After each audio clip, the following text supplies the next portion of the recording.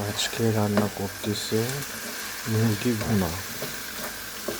তো প্রথমে তেল দিলাম, তারপর পেঁয়াজ কুচিটা ঢাললাম।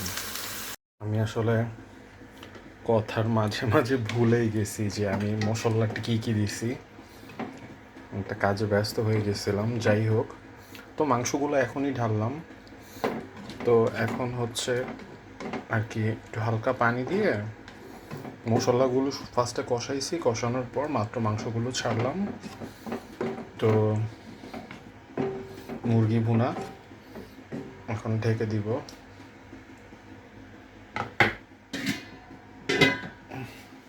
এভাবে 15 মিনিট দিয়ে রাখবো এই আগুনে। ওকে, এখন আমার চিকেনটা মোটামুটি হয়ে আসছে।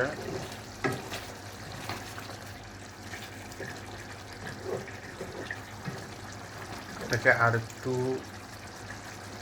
গ্রেভি গ্রেভি করবো। হ্যাঁ, আর একটু গ্রেভি গ্রেভি করার পর দেখি এটা কেমন হয়।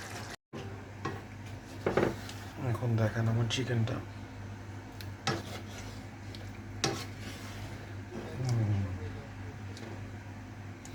আসলে রান্না করতে সবাই পারে, কিন্তু খাবারের মধ্যে স্বাদ কজনে দিতে পারে।